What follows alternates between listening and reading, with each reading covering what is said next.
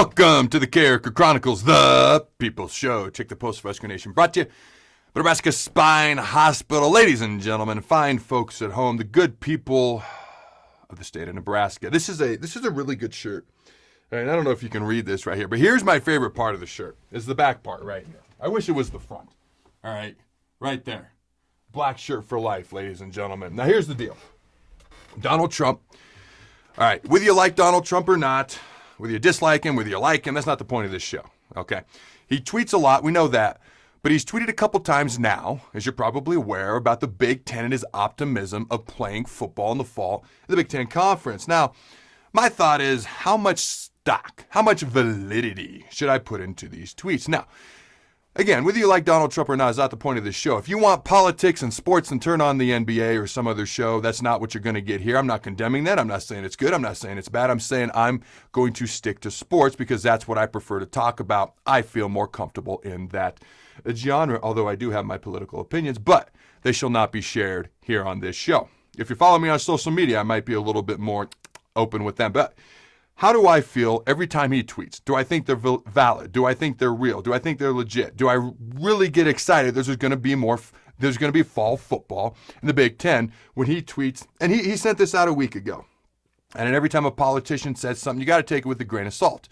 That's every politician, not just Donald Trump, Republican, Democrat, independent, whatever the case may be. Because the argument could be made, okay, well, he only cares about the Big Ten. He's never addressed the Pac-12 because they're swing states. Well, okay. The other argument could be made that Kevin Warren is trying to start the Big Ten Conference and playing football games after the election, okay, in late November because he wants Donald to look bad going into the election. Okay, you can make either argument. But the question, let's get back to the question at hand, all right?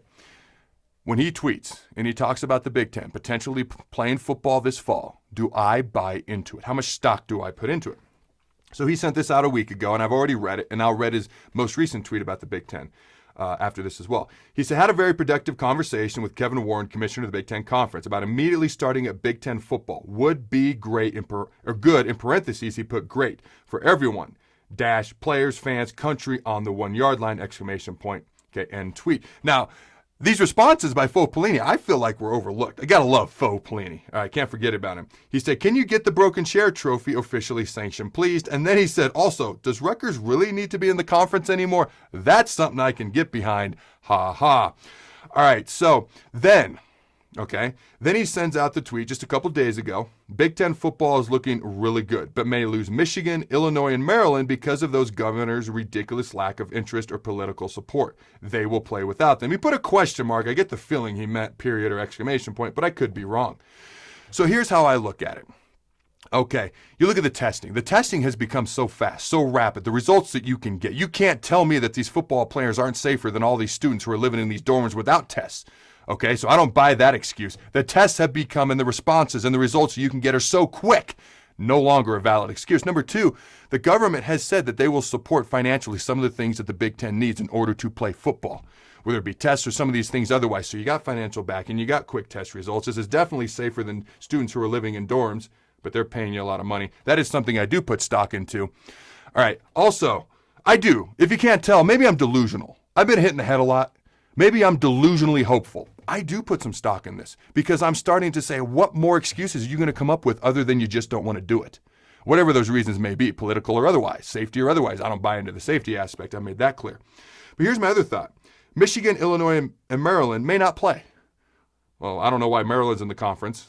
Illinois has been a long-time member of the conference, but I don't know, they're not great. Michigan's obviously the big dog, but this would take us from 14 teams to 11, so 10 teams other than Nebraska. So basically, we could play our 10-game conference schedule, play all 10 other teams, and have a true champion. I'm for that. I may be delusionally hopeful, but I do put a little bit of stock into it because they're starting to run out of excuses. Go Big Red. Let me know your thoughts, and always remember to throw the bone. Thanks again to our sponsor, Nebraska Spine Hospital. Ladies and gentlemen, when it's your spine, you do not want to mess around, and experience matters. That's why you can trust the experts at Nebraska Spine Hospital, the region's only spine-specific hospital. They are the best at what they do.